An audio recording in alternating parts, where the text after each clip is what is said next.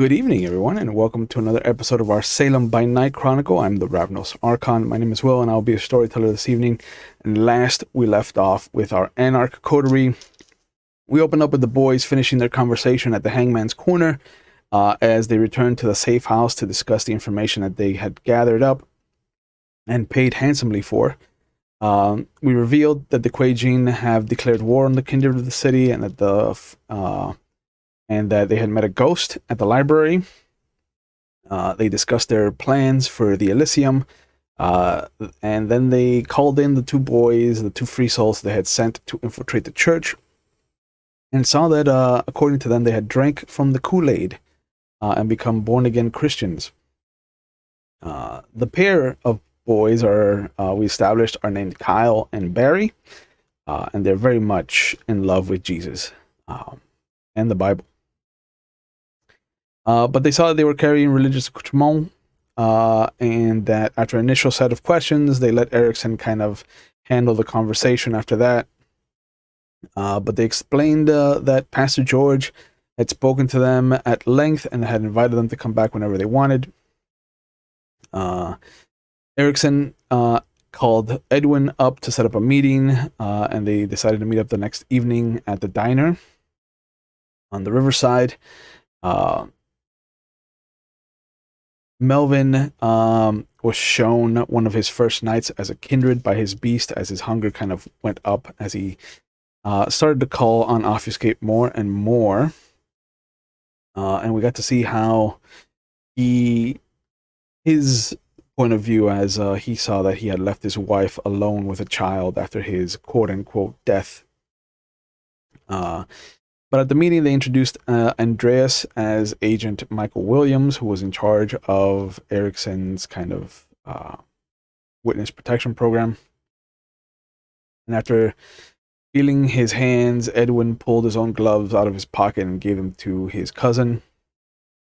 And then he went on to describe his experience with Father Bauer and how, he has a natural talent and made religion easy to kind of digest and made it very agreeable, just kind of like eat up or drink up. Excuse me.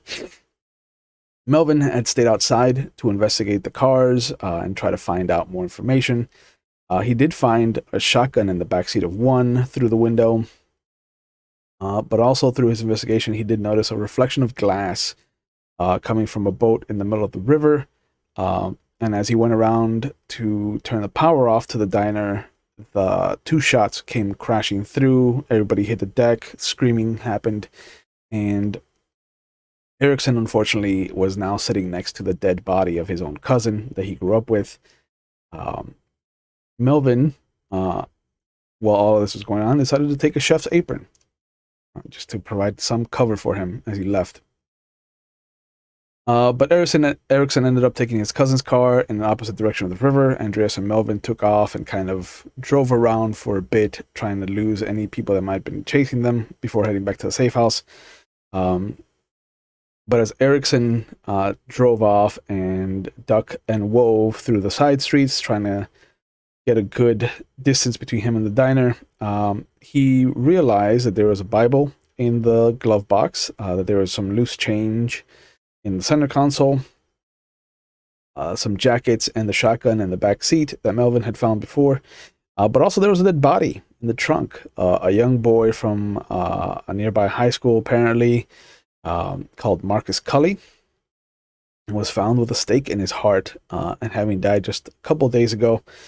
And very quickly, Erickson does what any Bruja would do and set the car on fire to destroy any evidence.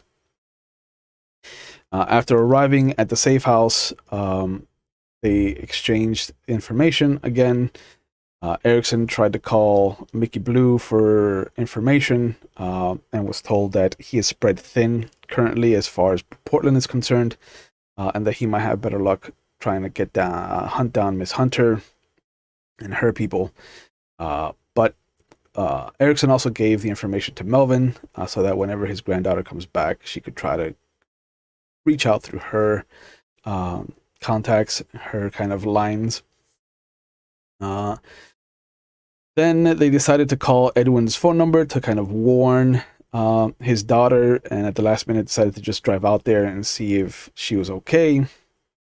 And upon arriving there, they discovered that the fire department and the police were already there, having put out a fire, and they were getting witness reports. And that's when they all noticed an unmarked van parked in a corner with some kind of movement going on in the rear of the van. And after seeing that there was another reflective surface through one of the little grates, Erickson stepped out of the car, and at that very moment, the van took off and the new chase began, and they popped off chasing after it. And after providing a police procedure to swipe the car off the street, it ended up hitting another car and then turning onto its side and sliding off, where it became a burning wreckage as something inside the van blew up and started a ball of fire. And we left off with the two bodies from inside trying to crawl out of the car, but failing very miserably because of the pain they were in. And that's what we're going to pick up with our two boys. Unfortunately, we are one Ravnos shy, as he is on vacation with his significant other, and I think he's in the southernmost point of South America right now. So I believe so. Yeah. I hope you are safe, brother. Hey, remember that time that I went into Obfuscate and got another hunger trying to sneak out to the van and somebody else said, fuck that noise? Yes, I remember that. I didn't want to bring up I did. Terrible decisions, but I'm glad you brought it up. Yeah, of course. I'm not 3 hunger now, so this ain't good. I like it. All I can say is nothing. Nobody told me nothing. And I decided to act on my own. Gotcha. I hate him so much. So much. But this is how friends become people. Like you to turn on, please. Thank you. So we're gonna open up very quickly with a quick investigation of the van, if you'd like. Yes. Are the people? You said they're still alive, but they're in pain, right? They are dying very fast. There's no way of really saving them. They're charged to at this point, right? Yeah, but they don't know that. I grab one of them and I'm like, hey, do you need? I can help you. What are you doing here? I didn't say I could help you die quicker. I just said I can help you. You quickly kind of pat out the fire on a shoulder. You reach down, you pull him up out of the fire, and as you do, you notice that the mouth has strangely kind of wrapped itself into itself. It doesn't look like his mouth was sewn shut. It just looks like his flesh has kind of been pulled down and up to kind of make it very difficult for him to talk. And he just muffles out something. You see his eyes grow wide. And then there is this sensation, and you see his chest kind of heave in, and then it heaves out really fast, and his eyes go wide. He stops, and then you just see him start to bleed from both corners of his eyes, from his nose, and from the little open slits in his mouth. Okay, I toss him. Let's look in the van. We gotta go, bro. We gotta go. This guy literally chugging it. Out of character. I don't know if Melvin in character would know. I know who this guy's master is. Exactly, yeah. I ain't got time for this right now. Let's go. Yeah, looking around and studying the situation, there is no one in the front part of the cab. There's no gun, nothing. The doors are not open.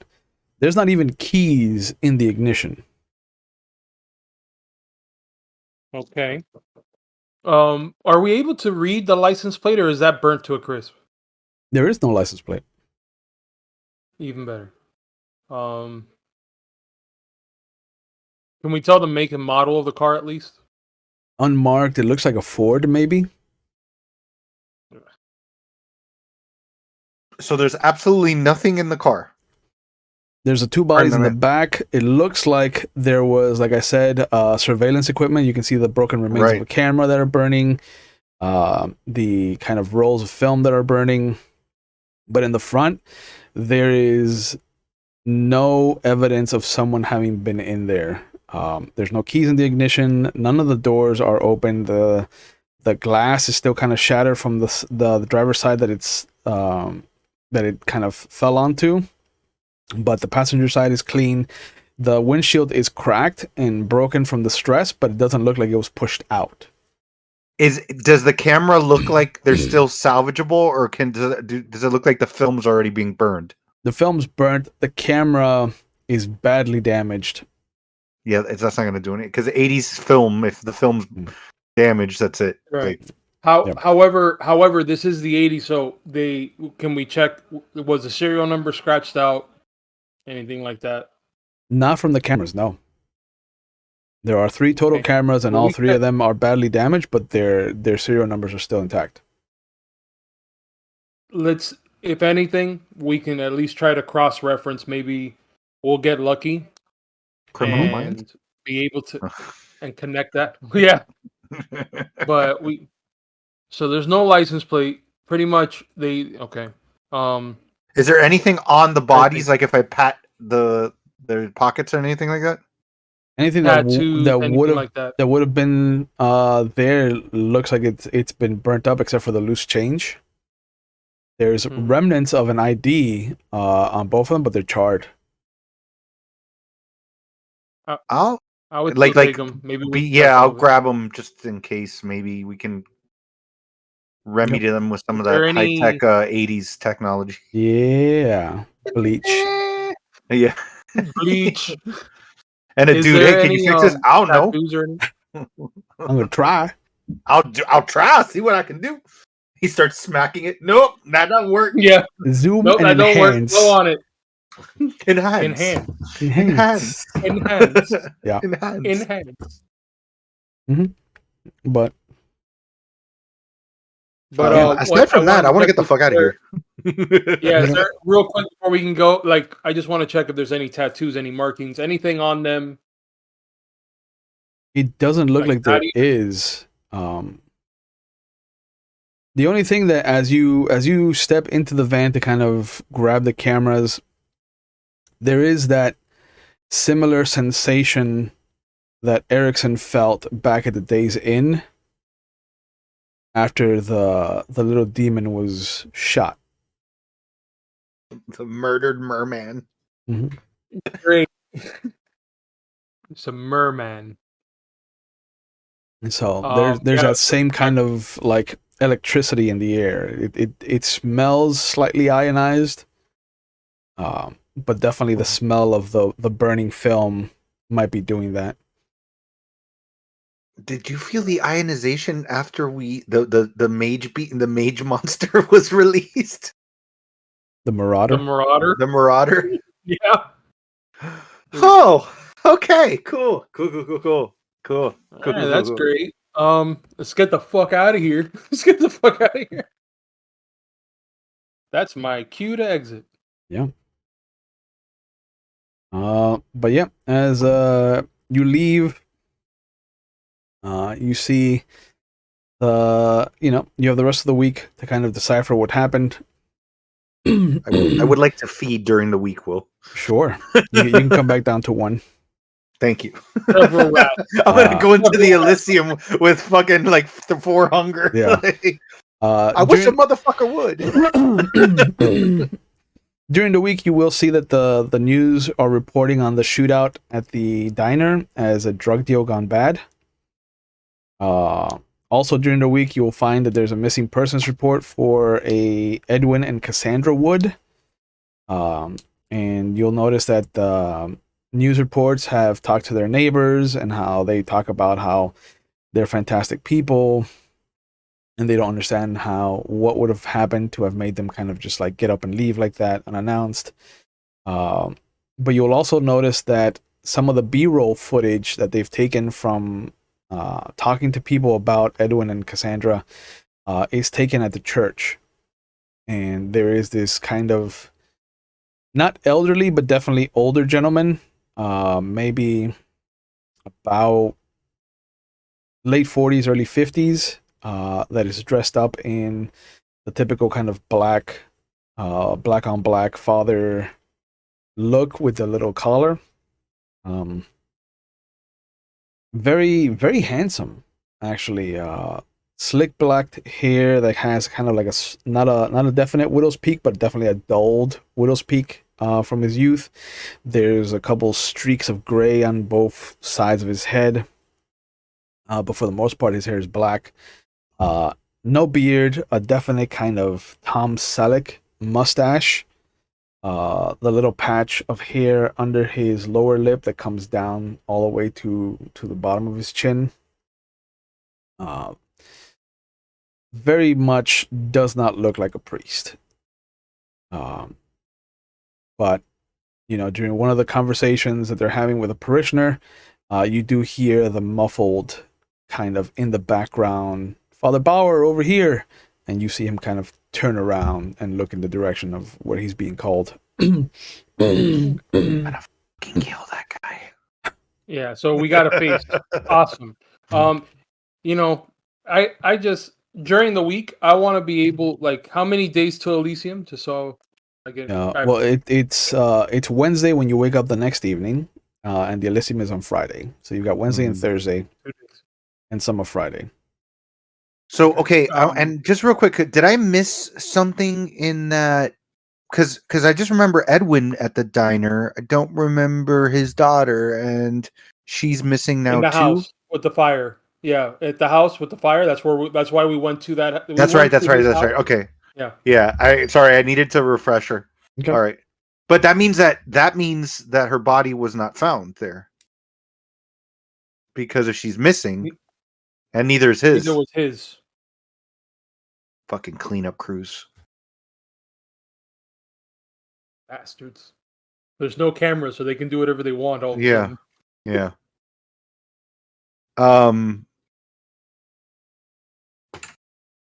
Yeah, I would want during this week. Well, first, obviously, give the cameras to Melvin's granddaughter so that she can see what she can come up with. Hopefully, maybe, like, it's a long shot, but maybe the serial numbers will come up with something. I would also want to go ahead and stake out that church. At this point, I need to know now if they're doing anything at night, and if not, I want to be able to go in, see if I can actually be able to go inside. You go in Wednesday night, and they are doing what looks to be a youth reading. There's very young people kind of congregating around the church. You go Thursday, and there is a big kind of musical gathering of different artists. They are very loud, very spiritual, and every time, both nights, the last kind of person to hang out is what looks to be a younger Hispanic gentleman, tan skin. He's got the black hair, dark chocolate eyes, a beard, very similar kind of the black jacket, the collar, but much more of a touch of youth. So he doesn't have like the slacks; he has jeans. They both have jackets on, but the church is incredibly intimidating. It is at glance from a distance, it's going to be difficult for Erickson to go in there. There are crosses everywhere. Everywhere. Fucking everywhere. Like, it is almost obscene how many crosses there are worked into the decorations, the stained glass, the walls themselves. It is almost like this was designed as a fort against your kind. And I'm not saying like vampires, I'm saying Great. senators. Yeah, no. Senators, The state most senators, you don't bloodthirsty want creatures. The most bloodthirsty of creatures. Yeah, this was more of a when I became a vampire. It was just more of like a lateral move. It wasn't like a step Yeah, up. yeah. Just like There wasn't like a Like- raise or anything. yeah. But so because I knew there was no way I was going to get in. What I want to do is that younger Hispanic gentleman. He leaves at some point, Mhm. and he goes home at some point. He does. So I would like to know where this guy lives. You can follow him. It's not difficult. By the He way, does. Will, just so you know, while he's doing that, I'm actually trying to work on those IDs to see if I can clear them up. Okay. Leanne and Colleen help out as best as possible, but they are far gone. Okay. But um, Nothing Yeah. on the cameras either. on the Thursday night, you chase him. You follow him to his house. You know, he's got a small apartment, a few blocks away. Like he actually walks from his apartment to the church. And even though it's a light bit of snow that comes down on Thursday night, like he still kind of whistles every so often. He is not afraid of the night, it looks like. Well, that's good because that'll make it a lot easier for me to attack him.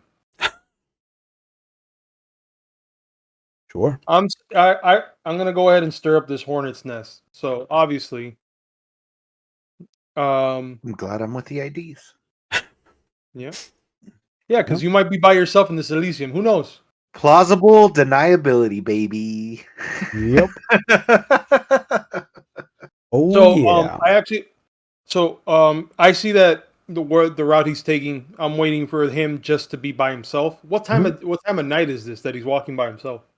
It's close to midnight. Like Okay, good. he normally is the last one to leave. And you've never seen Father Bauer leave the church.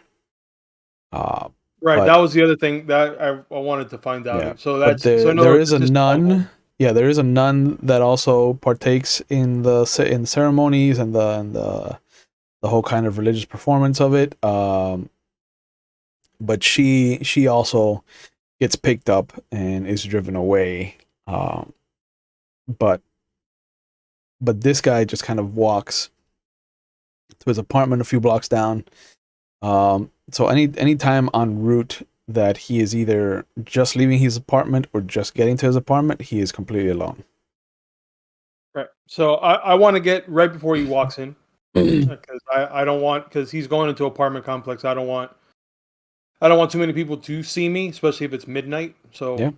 I'm gonna go ahead and casually walk past him and cast awe immediately. Just turn it on. Well, actually, I'll cast silence of death first, so he can't hear me walk up to him. Okay. I got to try this out. I just learned this, Yeah. and then I'll go ahead and cast awe so that I want to reach up to him. Excuse me, young fellow. He stops. Yes. Hi How can I there. help you? Good evening, Ute. How are you today? Good evening, youth. I am down. I am with it. Hello, fellow youth. Have you heard the new Dan Fogelberg record? But he stops and he turns to look at you. He's like, hey guys, how can I help you? Oh, hi, yes. My name is Frederick. I just wanted to bother you for a moment. I saw that you actually came from the church. I'm recently new here, and I just wanted to know does this happen every night where you guys have a congregation at this time? Oh yes. Every night is a night to celebrate the Lord. Yeah, and I put out my hand to extend to him. While I'm doing that, I'll go ahead and do brush of life just so that it doesn't. Roll your dice. Just so that. It's just the rouse. It is a rouse, so it's a single dice. One since he All right, that was a 1. Okay. just learned the ability. Future reference. I always have Silence of Death on. It's never not on. It's always on. It's Oh. never on. When I sleep, you can't hear my snores because I'm. Yeah. There's a moment as you reach out and you kind of start to blink again. You start to breathe out the fog of cold from your mouth. There's a moment as he kind of shakes your hand, and you see the kind of jostled jacket as he enthusiastically shakes your hand kind of shift, and you see the cross come down and just land on the top of his sternum. The beast recoils, and you are brought back to the exact moment where you pull yourself away from your dead wife's body. The look of surprise is frozen on her face, and you look down at a very similar gold cross on her sternum. And you remember the evening that you gave that to her. You remember the night that you proposed to her. You remember the evening that you won your seat. And there is all this happiness that is brought up and then dashed against the rocks of her dead body as you feel Elizabeth kind of pulling you up. Your legs are shaking, your knees are unsteady. This is probably the first brush of death that Erickson has ever had. And it wasn't the last. But this one definitely sticks out. This is the anchor point from which your ship was moored to undeath. And again you sense the beast recoil back further as this father is just kind of standing there smiling at you. And he kind of snaps you out of it. He's like, are you looking to join the church, young man? We are always looking for parishioners. Yeah.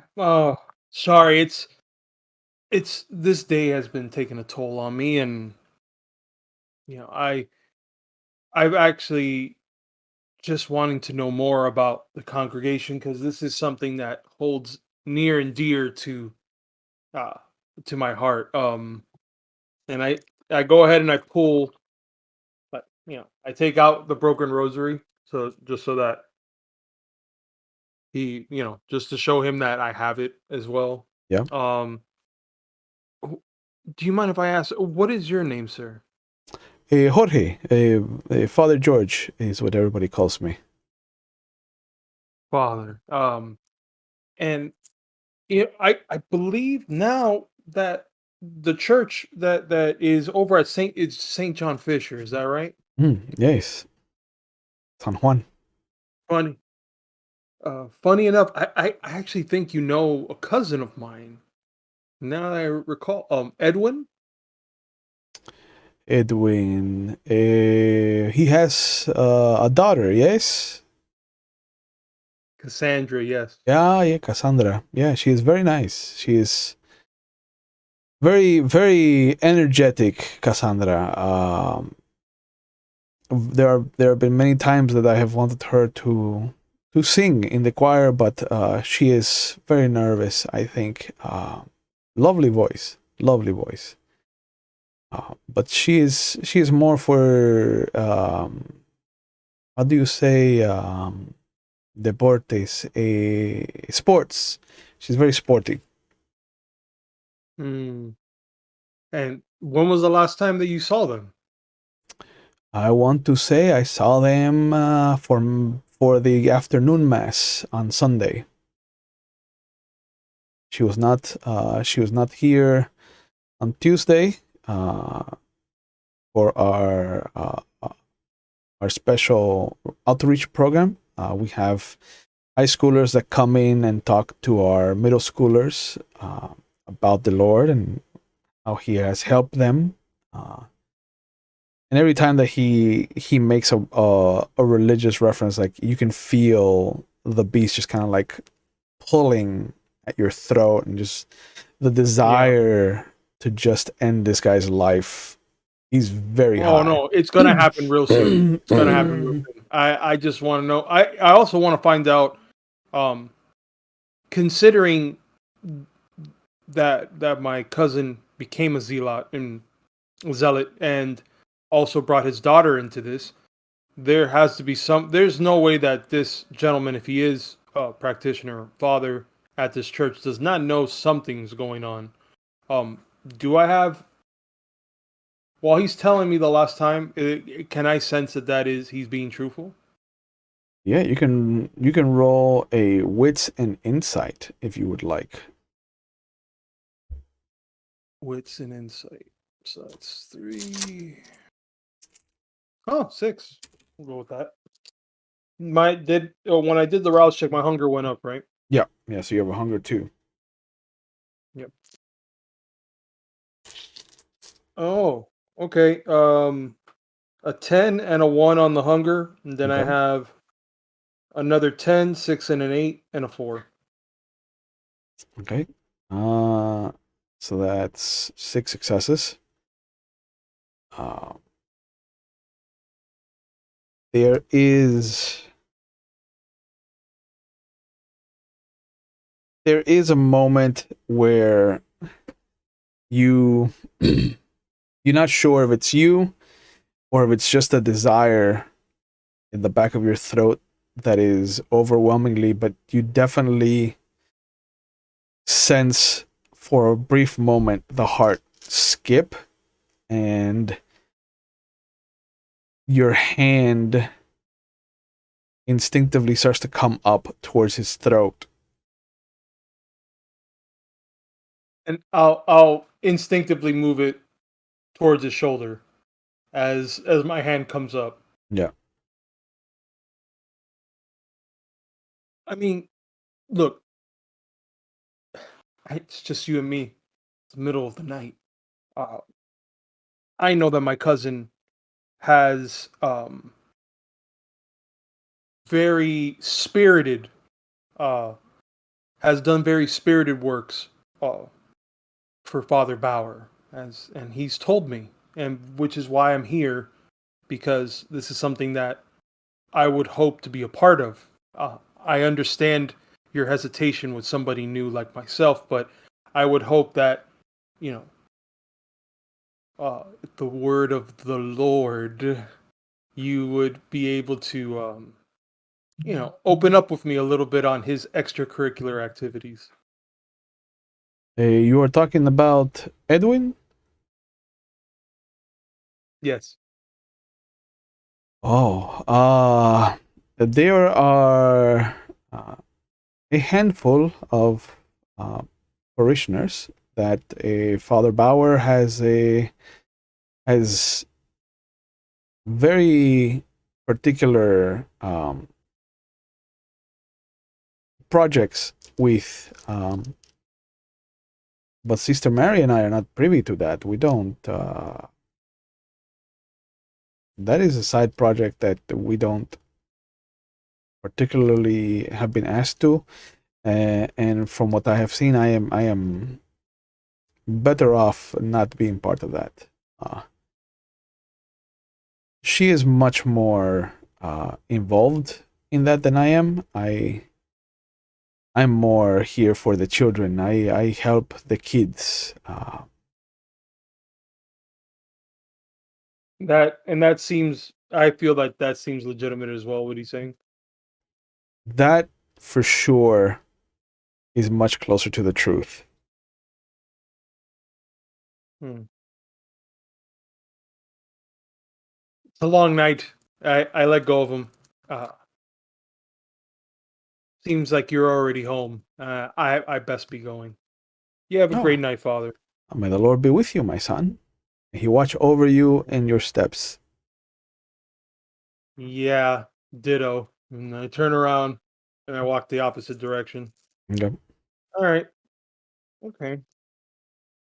Right. I wanted and I want to get as close to the church. I just real quick before I end up going back. I want to get as close to the church as I possibly can. Are there any adjacent buildings that are part of the property that are connected to the property, or are they all just around this one mega fortress that they create? No, so the church itself looks to be uh like 2.5 stories tall. The bell tower itself kind of goes up another story. There's a massive cross at the top of that. The church itself goes back about what you would imagine is the length of a barn and a half. But there is a small playground with what's it called? Monkey bars, a bunch of different kind of playground, not furniture, but like you know, uh, staple um, sites that you would see at a playground, like a sand pit, the slides, the swings, things like that. And then there is a small adjacent building that's not attached, that doesn't have the same kind of spiritual fertilization, um, that looks to be a small school of sorts. There's paintings on the side of different children, aged from like what looks to be like 8 or 9 to about 16, 17. Mm.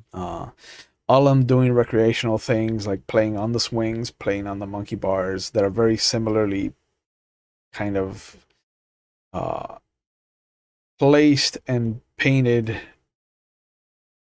If you were standing at the church, it would look like you could just they were shadows of the actual like playground items.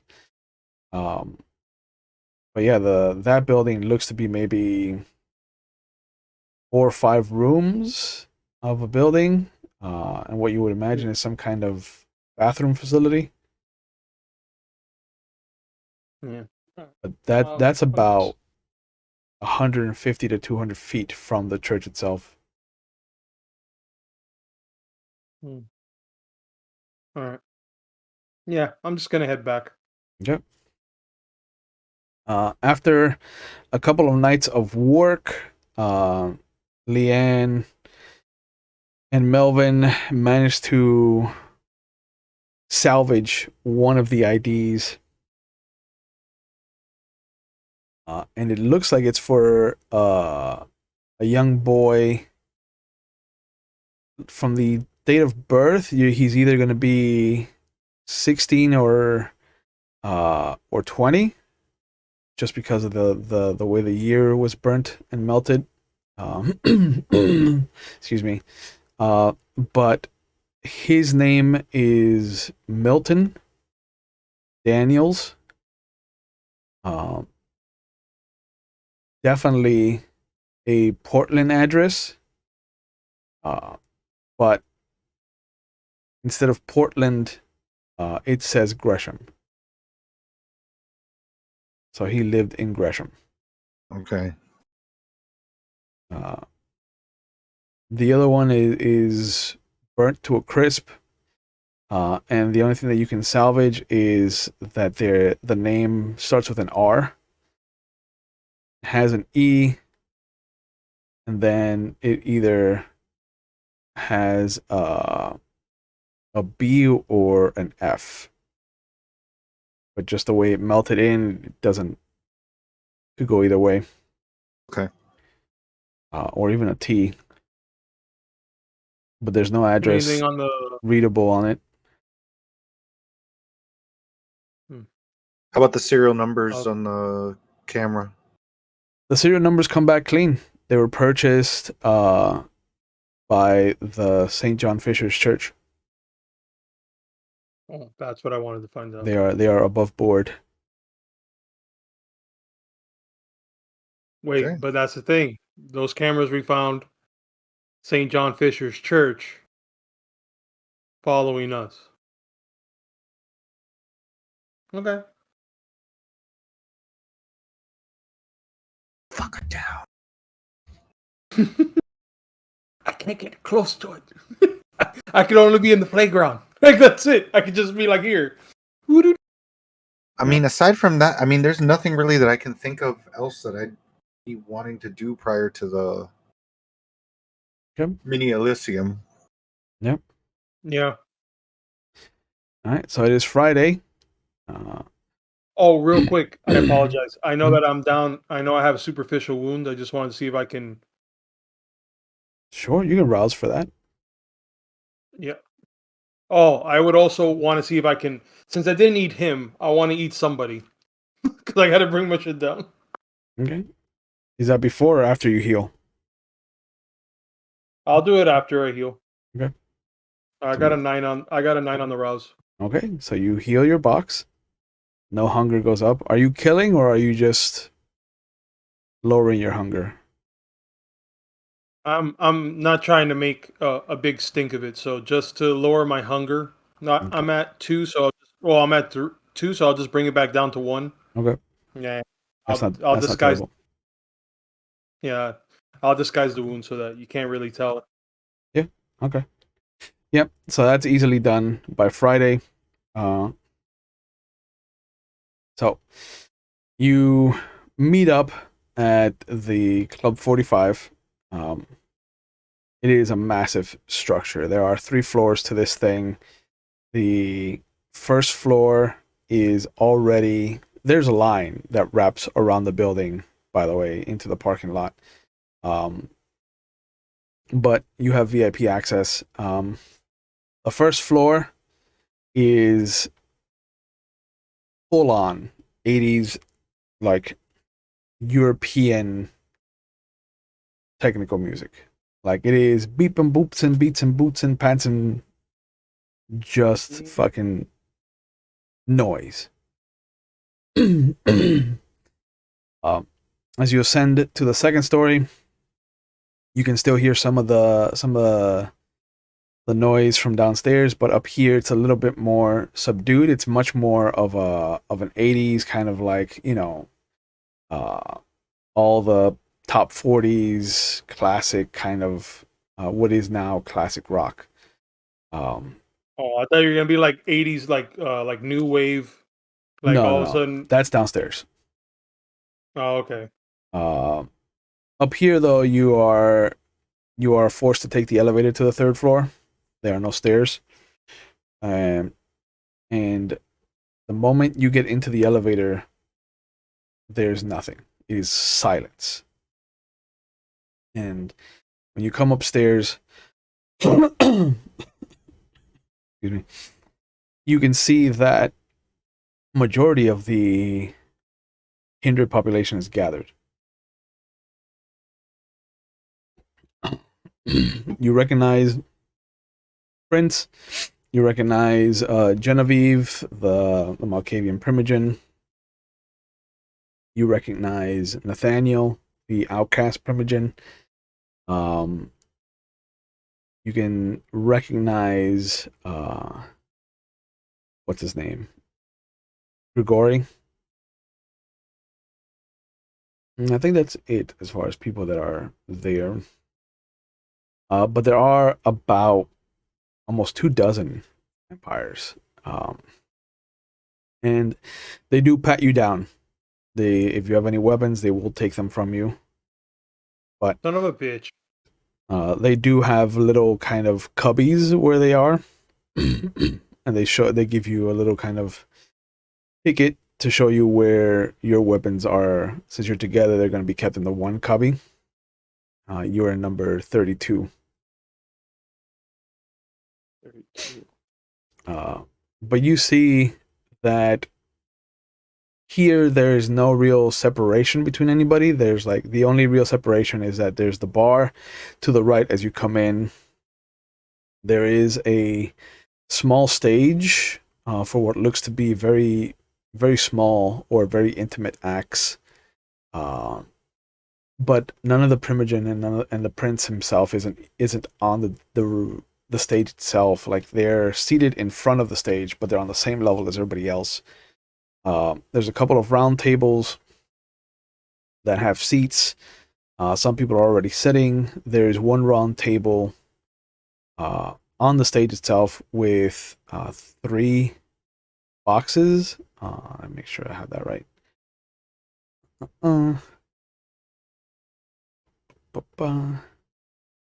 Are there any mirrors? There are 4 boxes. There are no mirrors. Okay. There are no mirrors here. There are 4 boxes on the table itself. They look to be like cake boxes. Like they're bigger than average. And you notice that the second elevator comes up as they're taking your weapons, and you see a woman come out. Maybe early 30s, mid 30s, but you see the bodyguards all snap to attention the moment she steps out, and they come over, they pat her down, they take her weapons, they pat her down again, and all she has really is a knife on her. But you see that they pat her down a few times, and to the point where the sheriff comes over. It is a female Nosferatu. She is very thin, and it looks like she's had liposuction on her face because there's flaps of skin that just kind of like come down. Her eyes are sunken into her skull, and even her nose looks like it's kind of melted down. But she comes over. It's fine. Let her go. She's here on invitation by the prince. And she looks at the woman and she kind of nods. Miss Villanova, I can assume you're not here to cause any trouble. And the woman who stepped out of the elevator just kind of nods. I am here at the prince's request. I don't know why I was summoned, but I know that Heman and I have enough of history together that I will not cause problems for him, regardless of my station in the baronies. She goes, thank you. I appreciate that. Shall I escort you to your seat? She goes, oh, that would be very nice. Thank you. And they both nod at each other, and you see them kind of walk past you. But as you follow them into the rest of the nightclub, you see that Grigori has appeared in front of you. You did not hear him come up to you. You did not hear him get your attention in any way, shape, or form. But the second you turn around, he's already there. He goes, it's good to see you. Good to see you too. I was worried that you would not be showing up to the Elysium. I was worried too, but we made it. We're all in one piece. Mostly, yes. And you see he kind of scowls, and he's just like, again, I only see 2 of you, but you told me that there was 3 of you in your coterie. He's a wanderer. I understand. He's only happy when he feels the asphalt beneath his tires. I knew a man like that once in Germany. Nice guy? Very nice guy, yes. He was a soldier. I'm like, yeah, German soldier some time ago. Right. Nice guy. Sure. Yep. Sure, he's a nice man. So, Grigori, who's and I kind of do this towards the lady Yeah. that came in. And he kind of smiles. He's like, that is the Baron, Alexandra Villanova from Russia. I hear she has some history with the prince. They were in a coterie before the whole revolt in the 40s. I've had very minimal interaction with her, but she has always been cordial. So I have Oh my extended god! that. I think that's one of the names from that. One of the names. Well, like I had that. Again, the many pages of notes that I have in here, but I distinctly remember in the messages that Mickey left me that it was talking about like the vampires that were escaped to Europe or that were hiding out in Europe. There was something along those lines. I'm one, and I feel like that name was one of them. I have to look through my notes at some. I'll find it. Yeah. But does that name ring a bell? If I right now, with everything going on, it is not at the forefront. Okay. So. Okay. But Grigori looks at you. He's like, Mr. Wright, do you also have a nickname like the other Nosferatu here in the city? They never really gave me one. Oh, that is interesting. If you can think of one, but no, that is not. I am not part of your client, sir. That would be the social faux pas that makes me cringe, sir. I understand, but I mean, you and your friend from beyond have been very cordial to me, so I wouldn't take offense. And I kind of smirk. If anything, I would love to introduce you to the Countess. She is the one that has a gift for names. I love that. Oh, very well. Would you also like this, Mr. Wood? I mean, it's a party, isn't it? I go. As of right now, yes. Soon it will be a murder. But you see, he takes you to a table where you see two women talking. One very much dressed like a lumberjack, and there is the top half of what looks to be a Raggedy Ann mask with like the pigtails, the red kind of pigtails. But the other Nosferatu at the table is dressed in this 1920s flapper's outfit that just glistens anytime that she shifts and the light catches it, almost like she's wearing diamonds.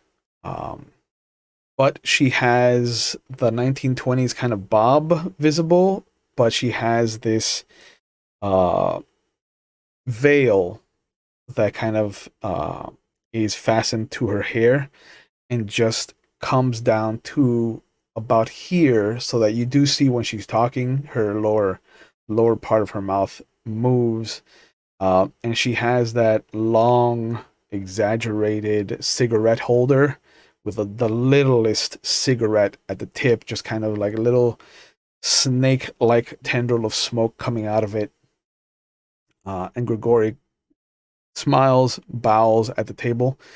Ladies, if I could introduce you to two members of the Camarilla that I hope will be joining us permanently here in Portland. But this is Melvin Wright and his associate Erickson of Wood. And you see, if he could click his heels together, he would, but he's not that far into German politics. Right. But he does bow respectfully, kind of flourish to you, and step to the side. I take my fedora off and I just and I go, it's a pleasure. It's a pleasure. Haven't seen an outfit like that in quite some time. Oh, darling, please sit down. Oh, I you would be honored. Talker, you. And I sit down. Yeah. And you see that she does kind of like put her hand on top of yours, and her hand is skeletal. If Mm. Yzma could be a Nosferatu, this is who she That's is. what it is. Okay. This is who Perfect she is. description. Yeah. And she just kind of like grabs your hand. I don't think you ever met her. I think Kenny might know her, but the inspiration for this vampire is Ellen Davis, who was a big Okay. name here in South Florida theater. So Yeah. the Countess is near and dear to me. But very much Yzma, very much 1920s flapper. But she just kind of like reaches out, puts her hand on top of yours. Where do you come from?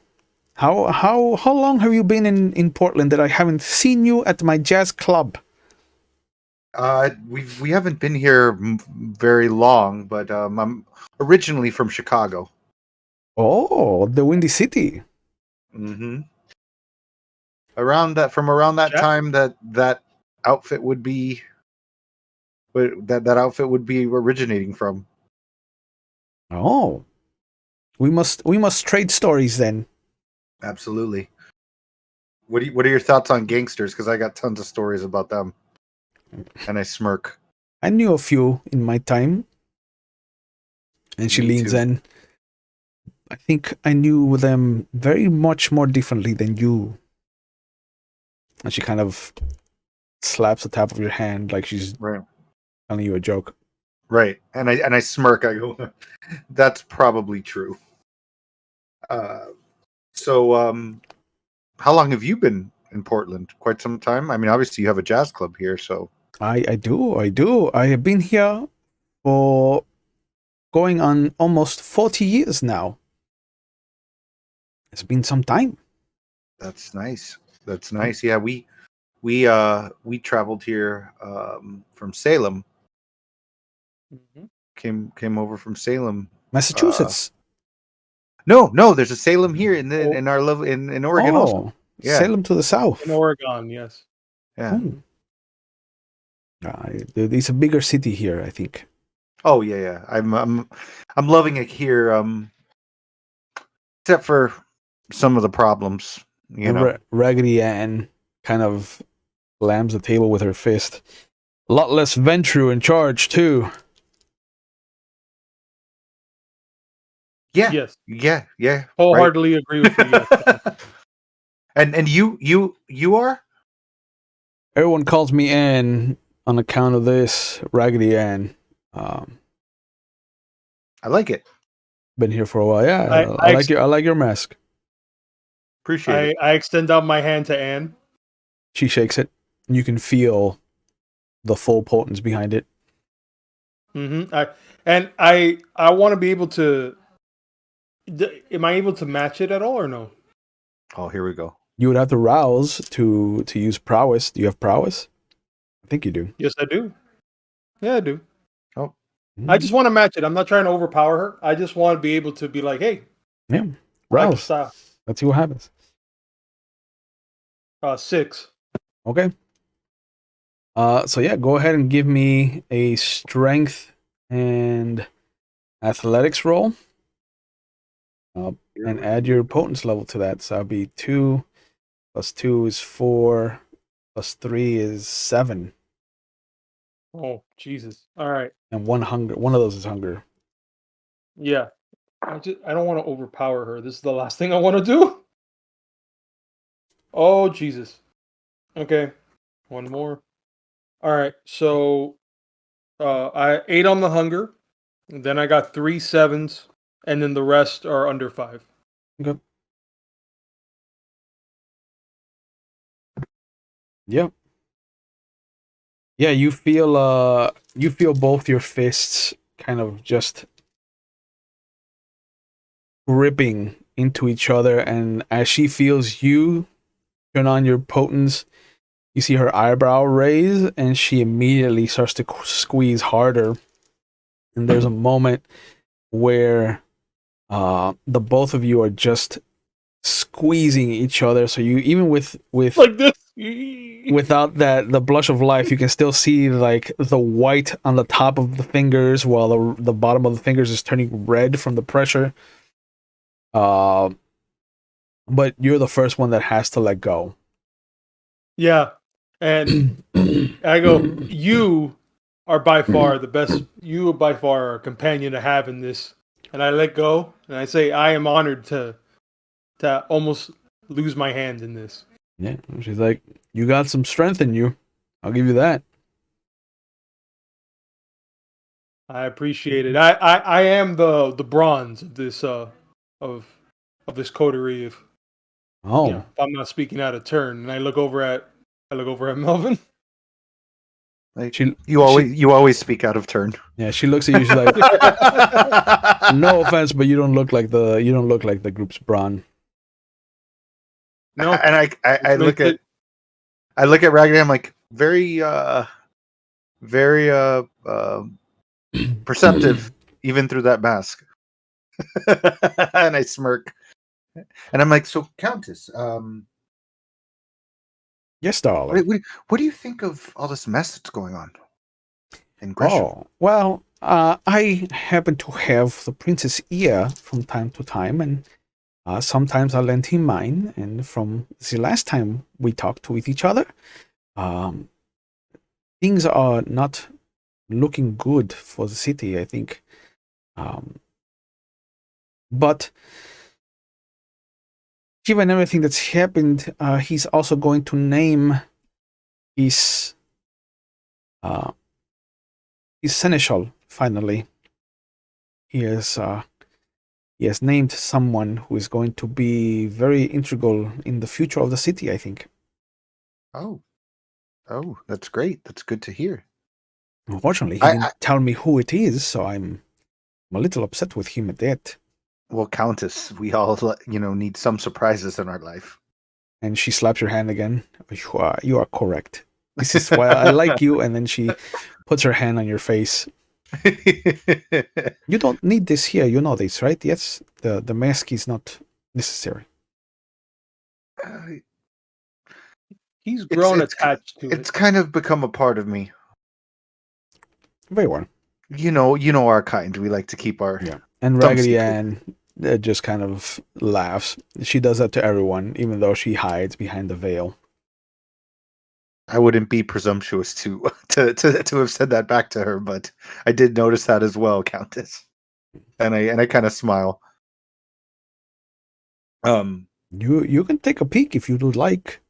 And you see her kind of like with the bottom of the cigarette holder, she just kind of like moves it slightly so you can see the top of her mouth and like the bottom of her nose. The bottom of her nose is missing. Okay. I kind of reciprocate. I'm like, handsome. Thank you. I appreciate that. Everyone is beautiful in their own way.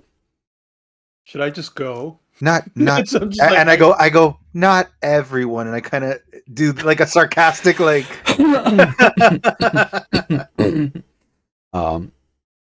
but yeah, you see the majority of the tables are now filled with people talking. All of the seats on the Primogen kind of staging area have been sat at, and you can see that there is one table that has kind of been moved close to where the Primogen are sitting and the prince, with a single seat. But you do notice that the Nosferatu sheriff and her scourge / hound come over and stand by the table with the boxes. And there's a moment where the scourge claps his hands and he waits, looks around, he claps one more time, and then everybody just starts to kind of, conversations die down, everybody starts to shift their seats.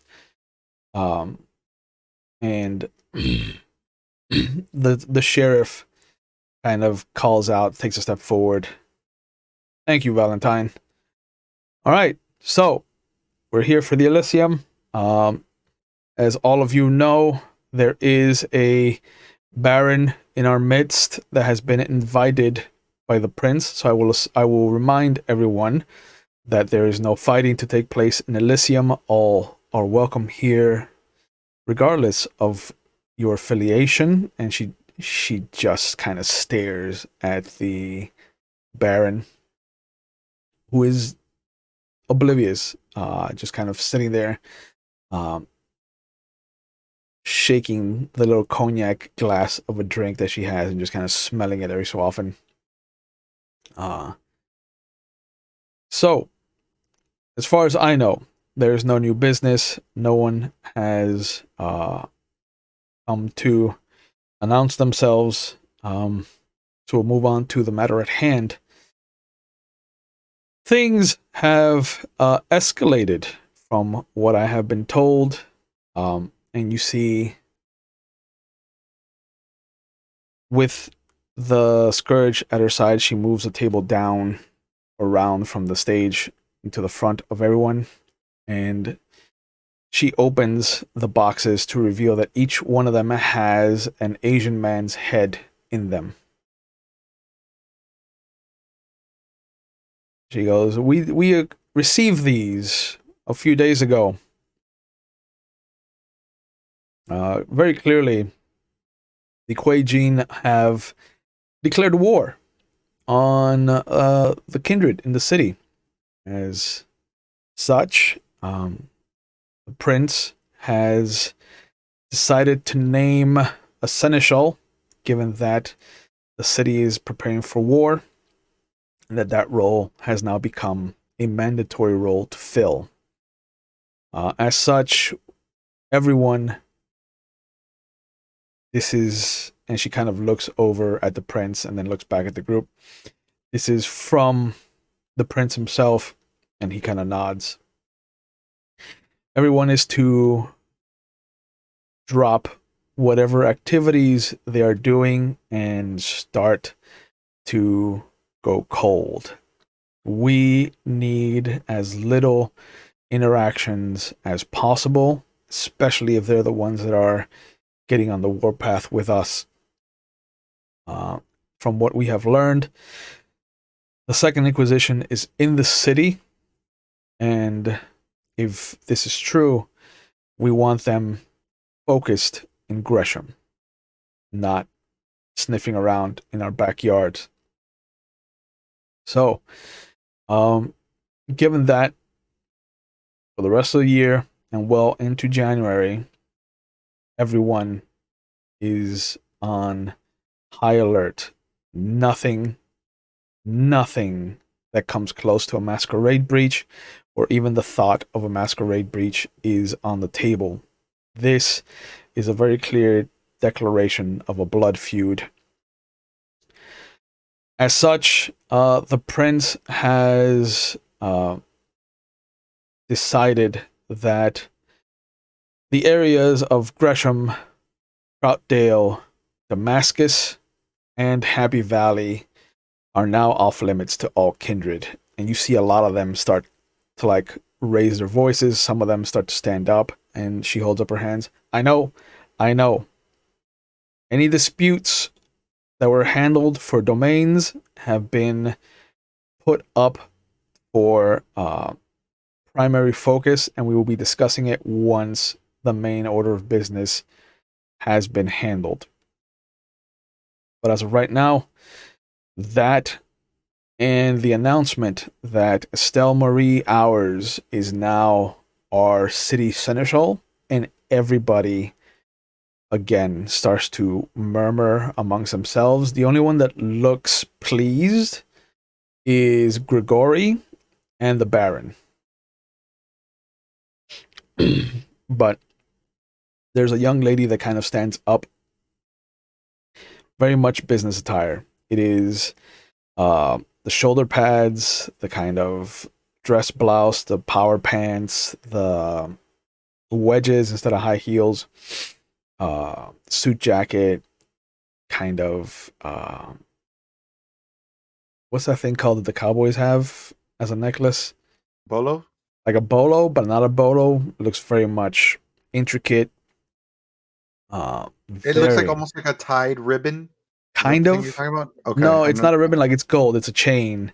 But it has a very intricate kind of centerpiece that sits not only on the chain, but also as like a tie pin for the fluff of a cravat that kind of comes up out of her shirt.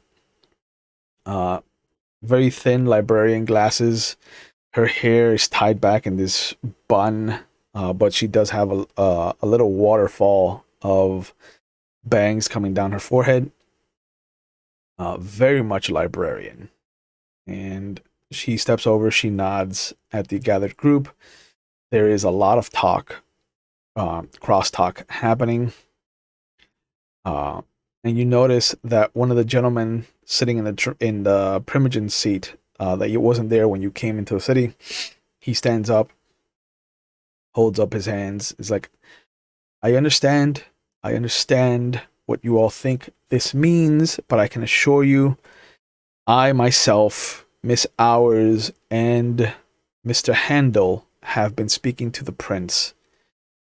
This is in no way, shape, or form a declaration that a chantry house is going to be established here in Portland, but the fact that a Tremere has been labeled seneschal is very much a hearkening back to the old days when we first joined the Camarilla and when we first made ourselves as useful as possible to the princes of old. And I, for one, regardless of clan, am proud that Miss Hours is our new seneschal. And with that, he sits down. The sheriff again holds up her hand. Valentine, her scourge, claps his hand once, waits the typical 3 seconds, and then claps again, and everyone starts to quiet down. Now, with this, our main seats of power have been filled. We have a prince, we have a primogen, we have a seneschal, we have a sheriff, we have a hound, we have harpies, and if it becomes necessary, I will, given the prince's approval, name a handful of whips to help us. And at that, you see the Baron stand up. If I may, this has been most enlightening and I understand why you would have me here, Prince Albertson. I thank you for your invitation and your cordial attention to my needs. But as I have nothing to add to this discussion, I would like to be excused from the rest of the proceedings, if that is okay. And he nods, and you hear him. I thank you for coming out, Alex. It's good to see you again. She nods. It's good to see you too. Don't be a stranger. And they give her back her knife, and you see her step into an elevator. And with that, the Scourge claps his hands again, and then the sheriff says, "Okay, so we're gonna be handling the domain disputes first, and then if there's any lingering business, you are free to lounge about. There will be some dolls brought up for everyone in case you are peckish, but please understand that this is not a feeding ground unless you are allowed by Miss Turner to feed in her domain. This is still her place." And you see that she is the one that's kind of been behind the bar. And she just yells out, "Thank you!" But people start to line up to talk to the prince and the primogen. A couple of people start to kind of talk to each other. Grigori immediately comes over to your table. Of course he does. But he goes, "Oh, that is very barbaric, no? To send heads as a declaration of war." I mean, it definitely sends a message. You said that you had interactions with the mob, Mr. Wright. Is this something that is familiar to you? They had their ways of doing things similar to these decapitations. They would do a lot of hits in public places to show force. This is a lot more personal. I mean, I've even heard stories once of somebody waking up with a horse head in the bed next to him. Oh, And sometimes these mob people can get a little intense. Who are those heads by chance? you recognize all of them. They're the 3 people that you attacked in the casino and the 1 guy that you let go. Oh, shiitake. So this is our fault. Got it. This is our fault. Got it. No one said that. No one said that. But Grigori kind of looks over. And then he looks back. Mr. Wright, there is no chantry house in Salem, correct? Would I know that? That's an interesting question. Yeah. Would we know that? That is Because me as Jeff doesn't know that, but me Right. as Melvin, I don't know if I know that. Would know that. I don't think you ever spoke to Richard Stephen Thompson. No. That name doesn't sound. I don't think you really talked to Beatrice Gravel. No. And you might have shared a couple of words with Gretel Meyer. I believe maybe. Gretel Meyer, yeah.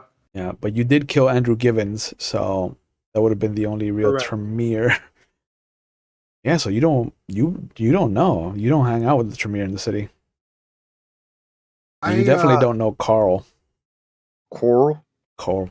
I unfortunately, Gregory, I didn't really run in the circles enough to know whether they did or didn't. Oh, I understand. I apologize for my intrusions then. Oh, not at all.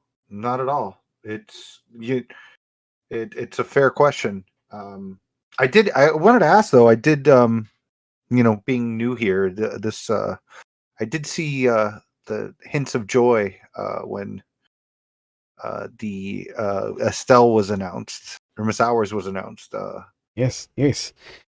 2 Tremere in seats of power is very, very good omen, I would think. And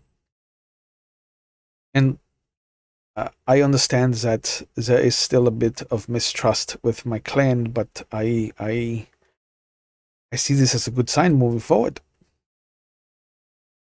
After Vienna, I thought that maybe we might never recover,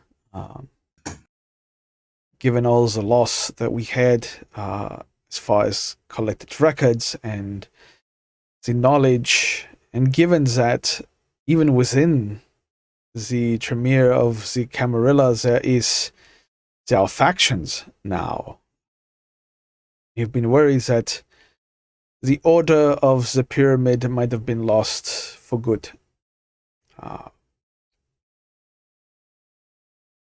this gives me hope. Hope's always a good thing, but it can also be a bad one. Just tread lightly with that. I understand. So my understanding then, the plan is for us to disappear and hope that the Second Inquisition takes out the Kuei-Jin. This is, from what I understand, the prince's desire. Do we know by any chance who starting or is causing the Second Inquisition? We do not. The only rumors that I have tried to follow up on is that some of the people in Salem have been following up on a lead that has led some of the citizens of the city to believe that the Kuei-Jin are they are operating with the Anarchs, as too many of the Anarch movements have benefited the Kuei-Jin, and too many of the Kuei-Jin movements have benefited the Anarchs. So there might be a correlation between the two. I don't think the Kuei-Jin movements benefit anybody. I second that. Well, from what I have heard, the Kuei-Jin in West Salem have definitely been helping Mr. Grenods down there. Really? It has come. Miss Adams has talked about how we were poised to help Mr. King down in Salem town with the problem, but given that this blood feud has escalated, unfortunately, Prince Albertson can no longer help Otis King with his dilemma. So unfortunately,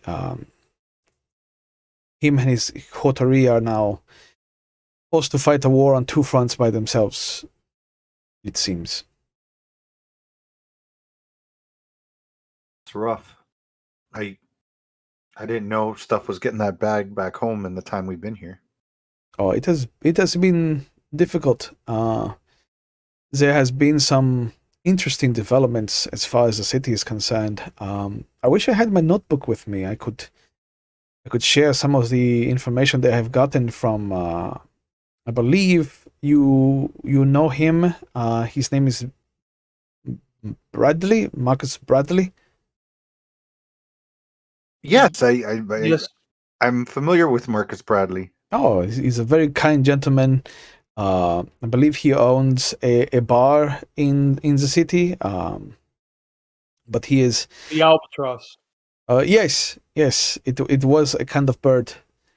But he has been good about helping us with information. I know where to find you, and I smirk. So maybe we'll make a pass by later. I would definitely love to know more about that, especially before I end up going whenever we go back. Of course, Kind of know what we're getting into. So we know what we're getting into. Yeah, Exactly. you have proven not to be characters of ill repute, Mr. Wright, Mr. Wood. You are always welcome in my library. I appreciate that. When he says that we're not characters of ill repute, I quickly glance over at Melvin. I'm like, I'm an angel. I don't know what you're talking about. But you see the gentleman that has been clapping his hands come over and just lean down past Grigori. If I could interrupt this conversation, Mr. Wright, Mr. Wood, the prince would like a word with the two of you. but of course. in my head, I'm like, fuck. I'm like, yeah. Verbally, I go, sure. Yeah, absolutely. I'm in danger. Yeah. I'm in danger. If you would excuse me, and I get up. He nods. Real quick, before I needed to write this down, I just wanted to know the Baron's name that's in this town. One of the barons is named Alexandra Villanova with a K.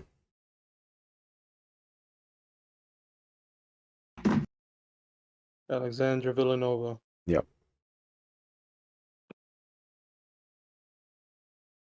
And we couldn't tell the clan that she was a part of, correct? Could not tell the clan, no. Yeah. Okay.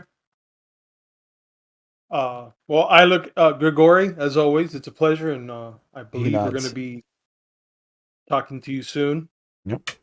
Yeah, you're. And I look at Melvin. I go, you could go right ahead in front of me. Go right ahead. It's all you, sir. I start walking over there. Okay. You're brought before the Primogen and the prince, and he looks at the two of you. So, I know you heard what's happening, and I apologize for any inconveniences might cause, but clearly the boon is no longer in effect, so I apologize for that. But I know that you live in Salem, and if you're heading down that way, I would like you to personally send word to Otis for me. Given Sure. that I can let you stay at the house until the end of the weekend, but I'm gonna need all my resources for the coming war. Let him know that I wish I could have helped him. Him and I, we don't have any bad blood between us. I hope that this is not a portent of things to come.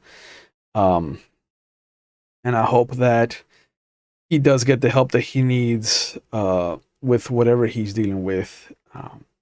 I understand what it's like to have barons in your neighborhood. I have 3 of them to deal with. At least one of them and I were on good terms. We don't want to kill each other, at least. But I also have heard that Reynolds is an ex-Sabbat, so he might not have that luxury. Give him my best. Let him know that I wish things would have turned out differently.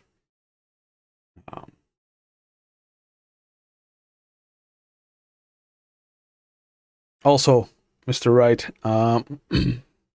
he hands you a small postcard that has the address to the old precinct that you worked out of in Chicago. Okay. But the side that has writing on it, that should have writing on it, is blank. He gives it to you. I found this while I was looking for stuff, because I remember that Mickey had left something here. I figured you would want this. I appreciate that. Thank you, Prince. Yeah. I'm gonna grab it and I put it away. I'm not gonna look at it right now. Yeah, Mickey Douglas was the best of us. That he was. But Once yeah, I figure out. Go ahead. I wish I could help you out, let you stay in the city a little bit longer. But as far as it being on my dime, I'm gonna have to pull that rug. You haven't done anything bad that I know of, so you can stay in the city if you want for a little bit longer. Just do it on your dime, and follow the rules. Stay out of Gresham, stay out of the new areas. Don't fuck with the Kuei-Jin, and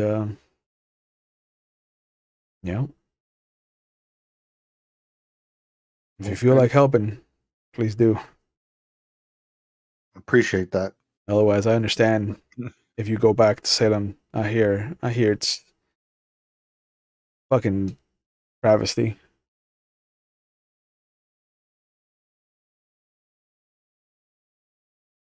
We don't know too much of what's currently going on over there, unfortunately. Right. Oh, You can enlighten us, actually. from what I heard, there's a rumor going around that somebody on the Primogen Council is the reason that Geraldine is dead. No, You said no? I said no kidding. Oh. Okay. Yeah, it cut out after no. So I was like, Yeah. okay. What do you want to add? Yeah. Yeah. Okay.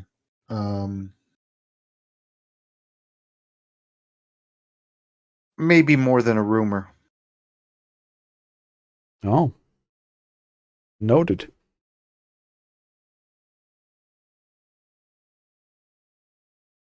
Yeah. Some rumors do have some truths behind them, and I'll just leave it at that. Understood. But we'll definitely have to discuss with our compatriot and see if we just head on back down to Salem, or if we decide to stay up here and help y'all out a little bit more. Yep. If you do decide to stay, I recommend that you let my sheriff know. Brenda is a little rough around the edges, but her and Valentine make a good team together. So, you see the librarian, the new seneschal, come over. Prince Albertson, we must move on to the next pressing matter. And he nods. All right. So sorry about the boon, Melvin. No worries. This Yeah. this helps. And I the postcard, I point to where the postcard is, and I kind of bow or whatever, and I step away so that he can continue. Yeah, and you see him move on to deal with somebody else. I'm gonna play around with that when I get back to the apartment, because knowing Mickey, there's some kind of secret message on there. Yeah.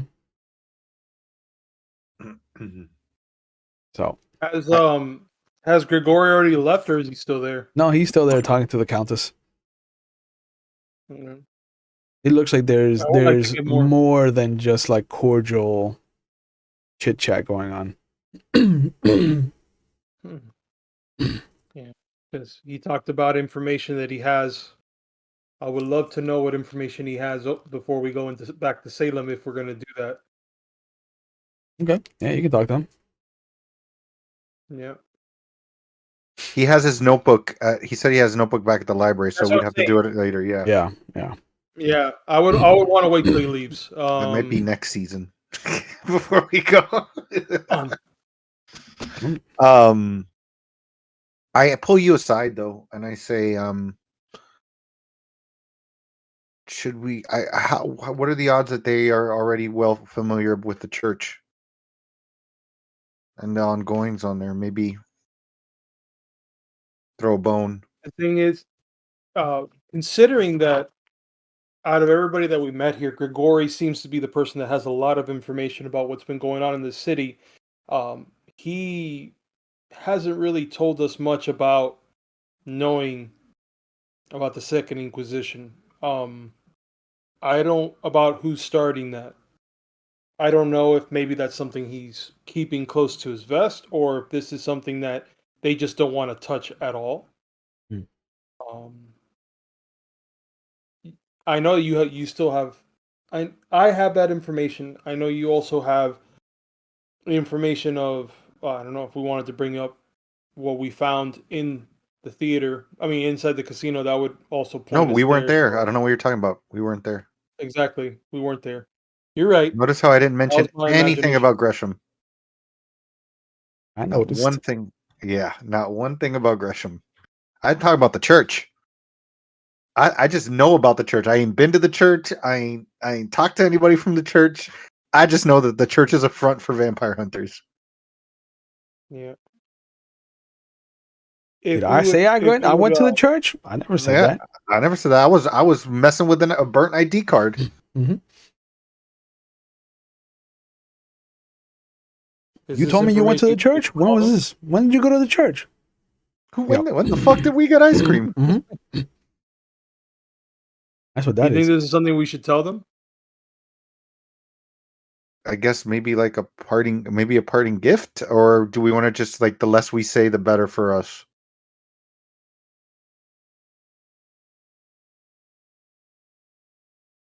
Here's the thing. We're still inside, so obviously there's people around us. Because I have a sinking thought right now. Ooh.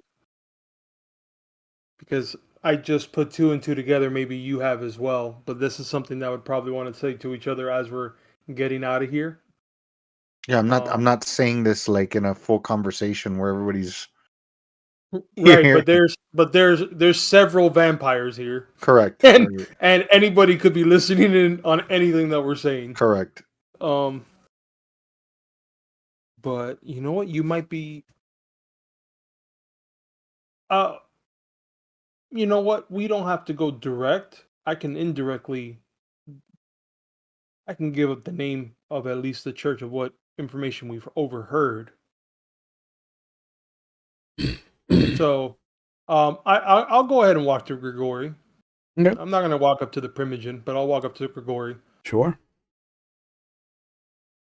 Uh, He yes. walked up. So sorry to interrupt. I just wanted to have a little, have a little chat before me and Melvin, call it a night ourselves here.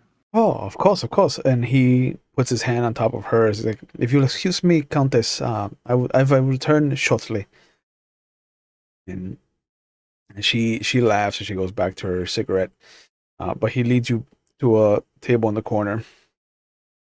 And if Melvin, if you want to be a part of this, you can always entertain the Countess because you can have a lot. No, I'll go. I'll go with you. It's fine. All right. Yeah. The three of you are at a corner table. What would you like to talk about, Mr. Wood? This is something that actually came to mind as we were here. We overheard. What do you know about this church, the St. John Fisher? Oh, I know enough to stay away from there. So you know. So you already know then what we might be bringing up then. I mean, what do you know? Because people know very different things. I know that we may not be welcome there. This is a fact. I can corroborate this.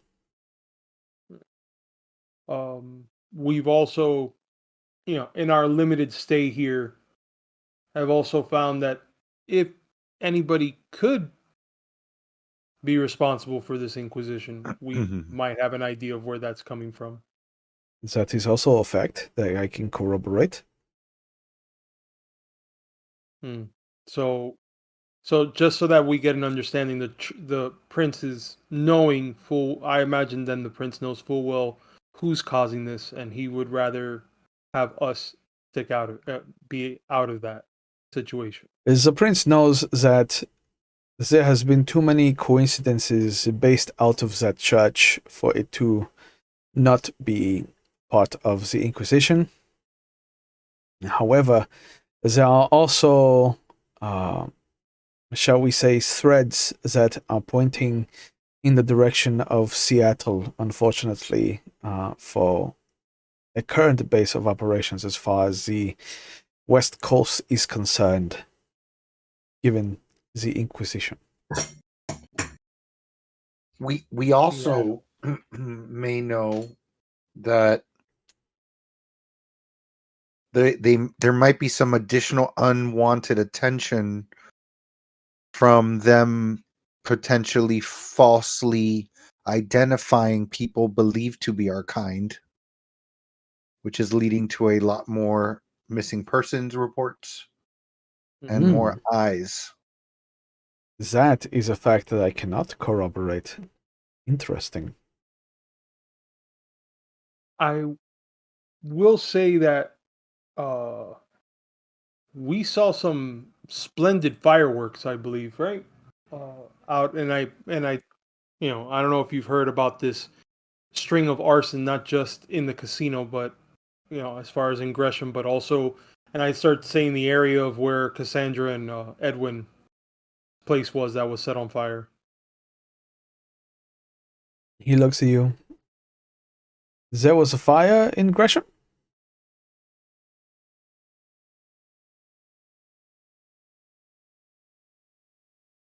I was not aware of this. What part? Don't fucking say the word Gresham. Did you not? You just got out of the van again, bro. You just got out of the car. Yes. Have you When he says that, I go, whoop. Yeah. All of a sudden he goes and talks to the Countess. All of a sudden, I'm with the Countess now. Yeah. I'm nowhere near what you're you. referring guys, to. Have you explained this to the prince as well? That this might be in connection to why there is a blood feud currently? Honestly, I'm only asking because I've been hearing this, and I'm trying to see if this information is valid or not. Because, again, this is just the limited stay of us being here. There has been a couple of fires that I believed were unconnected, but if you are saying that they are connected to the fire that I just learned about in Gresham, then this could be a very different form of attack that has been going on. Maybe I should go ahead and then get this information to see if this information is how can I say credible before I bring this to the prince, obviously. That would be good, yes. I'm gonna get the fuck out of here. Get the fuck out of here now. I gotta go return a book at Salem. I'll be right back. Yep. Overdue book in Salem. I gotta return some videotapes. Yep. Some But Betamax.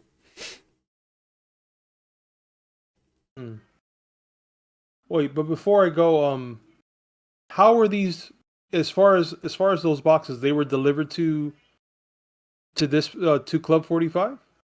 No, from what I have heard, they were delivered to the Bean venue. Beyond Venue. Yes. Yes. Bean venue. Very classy. Very classy. Just fascinated. It was just the heads. I imagine then that I don't know if these heads have a significance that I guess would show that this is a blood feud. I'm trying to understand. Yeah. When he says that, I just go, their bodies are missing. That's kind of the sign right there. I They mean, decapitated heads and gift wrapped them. Yeah, I don't want to seem disingenuous, but if 4 heads, unless they have some significance, I have no idea how we would know that this is. Was there a note or a letter or any information given? Not that I am aware of. In my head, when he starts saying that, my asshole tightens. Because he's like just digging more like, but there has to be a reason why these 4 specific people. I'm like, shut the fuck up. Figure skating. In my head, I'm screaming, shut the fuck up. Yeah, at any moment you could just touch my shoulder and go, all right, we got to go now. But Erickson's just like, all right, I'm just gonna keep pulling down the rope. In fact, you know what? Fine. When he says that, I smack the back of his head and I go, sorry, there was a fly.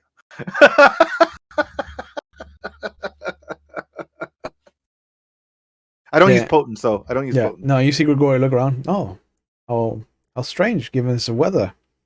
Did not. I know we're on the 3rd floor in a concealed room, but yes. Did not feel like there were any insects. I must bring this up to Miss Turner, and you see him. If you'll excuse me. Let's go. And yeah, I know. But real quick, I just want to say, before we go, I would love to get some information, as you said, from your notebook regarding what was going on in Salem. I'm at the elevator. Of course, yeah. Hold the elevator! Oh, the motherfucking elevator.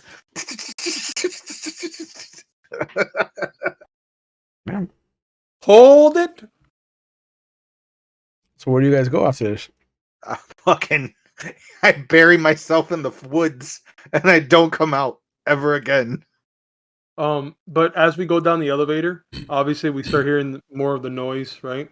No, the elevator shaft is completely sealed off from noise. It isn't until the elevator doors open again on the 1st floor that you start to get bombarded by the noise. Okay, but how long can you say roughly? That's just like a few seconds?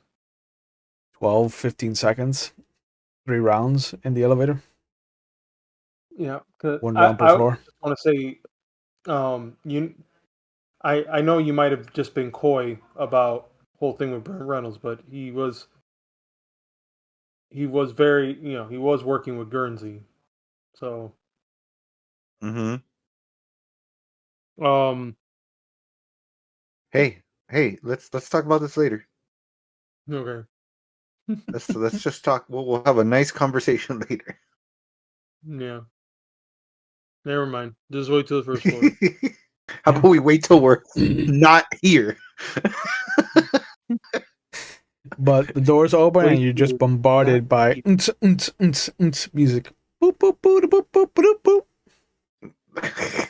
Sounds like a game show.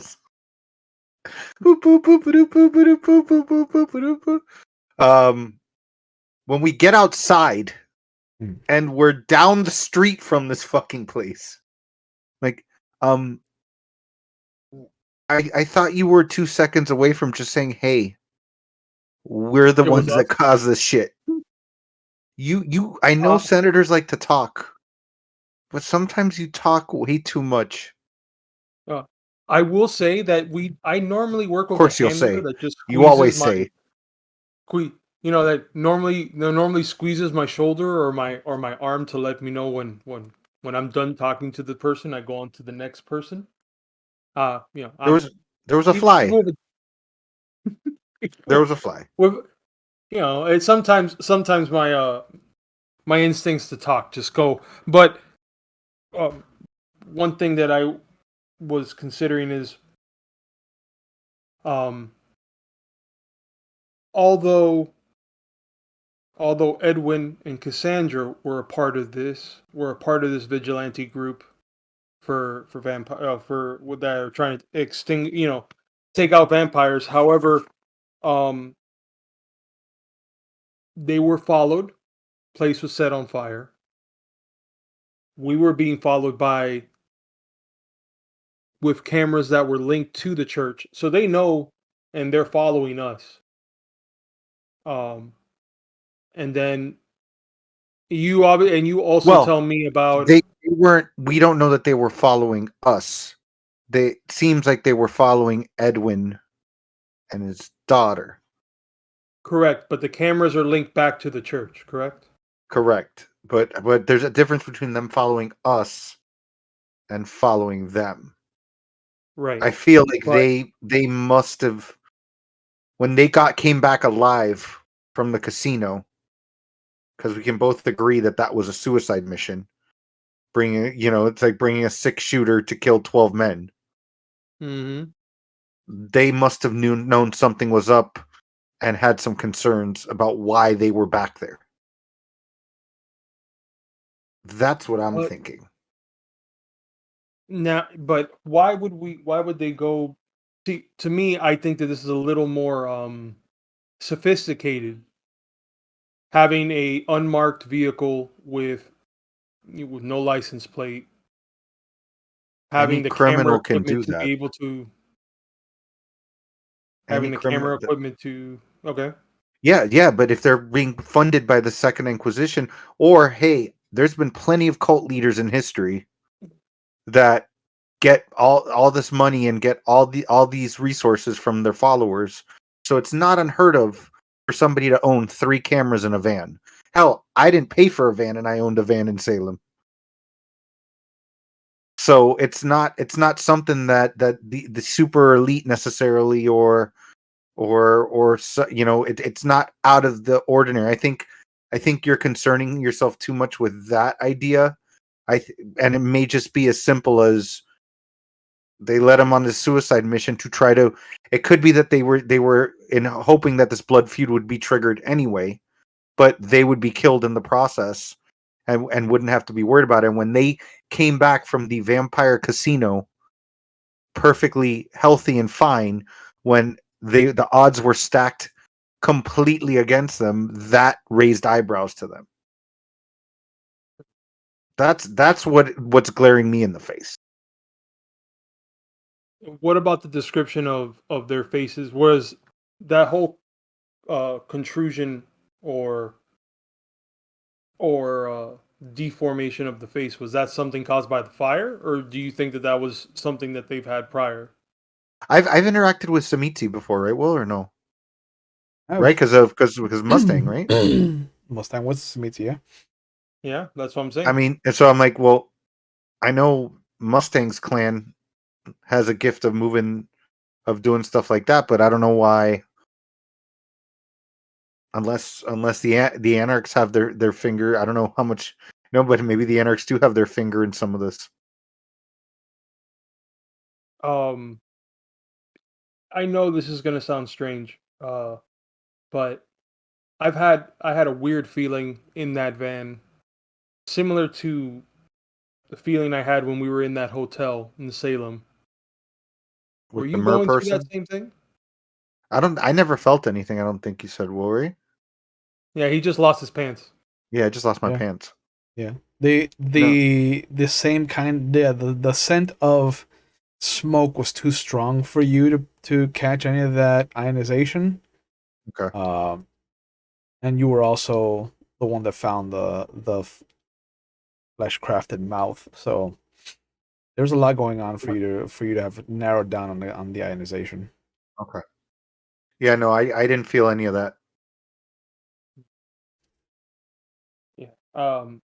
I know that we have to talk to Andreas about this, but I imagine he would agree in case that we may want to get out of here. I want to know what's going on in Salem before I make that call, to be honest. Right. No, of Because course. I want. Mhm. I know that the prince said that boon was off the table, but if we stay and help out and we do our part, it might get back on the table, and that could definitely probably help us out in Salem. How do you Because God think? knows what we're fucking coming into. Yeah. Having a prince in your pocket for a favor, it's a big deal. So you think maybe then we should? You think maybe we should just throw our hat in the ring, so to speak? Well, I See want to talk what? to Andreas first and see what he thinks, but because Mm. also, like I said, if we can talk to Gregorian, he gives us a better idea what's going on in Salem. I got a soft spot for Otis King, so I'm kind of worried about him and seeing about helping him. At the same time, Grant Reynolds is a means to an end for me. Still, the good thing that I will say I got out of our little meeting is people are talking about Geraldine. Mm-hmm. The Yeah. seed of doubt has been planted. That fakinery's afoot. So you're thinking that we should just hunker down here, make our name for ourselves as part of the Camarilla before we head into Salem? Because how long do you think before they find out that we're not part of the Ivory Tower, or at least I'm not part of the Ivory Tower? I mean, as long as you don't overshare, I think we'll be fine. I take a big deep breath. I'm like, okay. But again, I'm just thinking out loud. I'm just thinking out loud when we get back and we can talk to Andreas. We have till tomorrow to decide, right? Because he said Saturday. Sunday, yeah, Well, the rest of the weekend. the rest of the weekend. We have till Sunday to decide what we want to do. So I'd say let's talk to Andreas. Let's take him because he may have some better questions or concerns for Gregory that we haven't thought of. See what kind of information we get from him, and then we can make a call. Maybe it's time for us to go back home. We know I the will. Kuei-Jin's have a big stronghold here, and it sounds like they're making their moves finally down in Salem. Aside from the theater fire, and I still got some unfinished business over there that I need to take We care all of. have unfinished business over there, Well, and the church here isn't the only one on my radar. I know I owe it to an old friend. I will. I will say that we have to be. I am not apprehensive, but we would have to tread lightly with Andreas only because Gregory is German. He does have friends or is of kind with people that uh, Andreas may have interacted with, and maybe not in a good light either. Well, I So know and I understand, and I think as our friend, we should give him full disclosure ahead of time. But I think Andreas, especially, I don't know about his military background, right? He's Meaning he alluded. hasn't said He's alluded to either knowing service. military servicemen or being around servicemen, but he's never Okay. like out and out said. I've seen enough of military movies to know that sometimes the enemy of my enemy is my friend, and sometimes you need to bite the bullet and smile to get information that'll be useful. So Andreas seems like the type, at least in the small little bit of time I've known him, that if this could lead us to a lot of information where we know, at least my clan knows, information's power,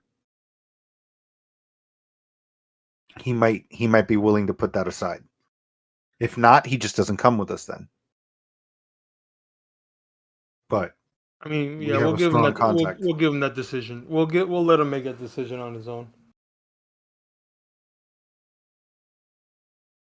Okay. So in the meantime, I'm gonna send my daughter back. I'm gonna send her back and tell her that it's too crazy right now in here. Or my granddaughter, and then see what my daughter wants to do. But I think that's our best next step. I agree with you. I will say that that little wrinkle is your daughter, and I know that you want to take care of her, but if her decision is to not be around us or not follow us if we go to Salem, are you going to be okay with that?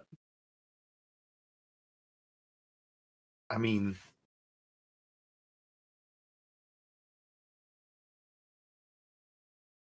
I don't know. It's Hmm. I don't know her. I've been absent from her entire life. And now she comes in when I'm this, when she's this. We aren't the cleavers.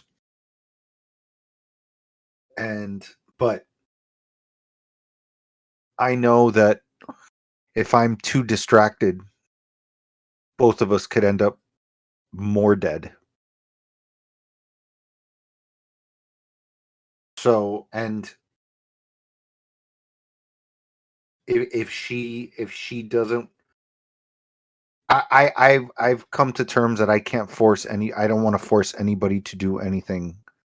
Anybody that I care about to do anything they don't want to do. She's old enough. I've laid the cards out on the table.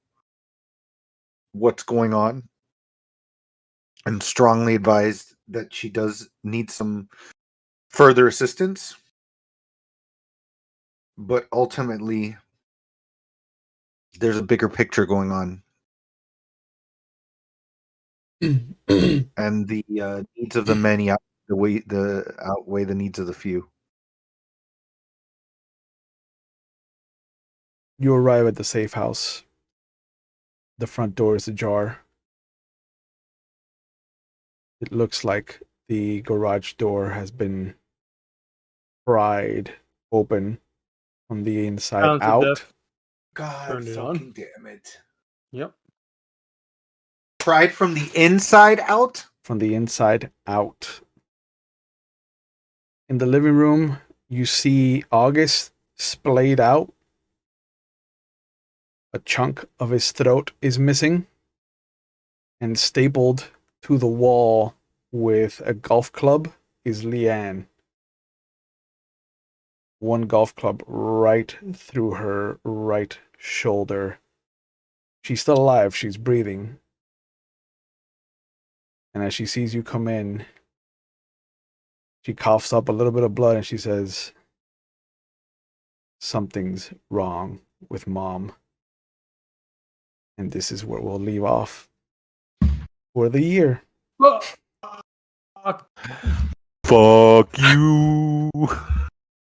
Fuck you, Will. Hey, can you So- hear this? Wait, can you just tap? Hey, tap, tap? hey, can we you know what? can we do this? You, Can we do this right you now? know what? You know You what? just- Next you- game, you I'm just- not gonna have any family members. I'm gonna be an orphan with no family. No family. You don't want any family. No family whatsoever. No and family. I'm gonna. Yeah. Who played Anytime golf that in the I create a apartment? family, Who played golf in the apartment? No, sorry. Yeah. This is a swanky plaid. But it's a clue. it's a clue. But I want to thank you boys for participating in the game. I hope you do come Thank back next year. I want to thank all of you for watching at home. Thank you so much for giving us another year of storytelling. We couldn't have done this without all of you. As always, we are dark for the rest of the month, and we will be dark the first week of January. But when we come back, as always, Mondays are for Vampire the Masquerade. Tuesdays, we'll be going back to Werewolf the Wild West and switching with Legend of the Five Rings, alternating Tuesdays. And we will be moving from Fridays to Thursdays as we bring back our Dungeons and Dragons campaign, which will be alternating with a new campaign of 7th Sea, which I can't wait to start on the channel. I have a very interesting cast, and I can't wait to see what they bring to the table. But as always, please take care of yourselves, take care of your family, your friends. Remember that it is okay to not be okay. And if you need help and you're watching live, there are phone numbers going up in our chat. They will be in the description box if you're watching on YouTube later on at your pleasure. Just know that there are resources out there. We have gone through a lot of difficult times as a group, as a people, as a person. And it is nice to know that there are resources out there in case you need them, because there are, there are people who care. If you think you have no one, you do. There are people on the other end of that line waiting to help you if you feel like you need it.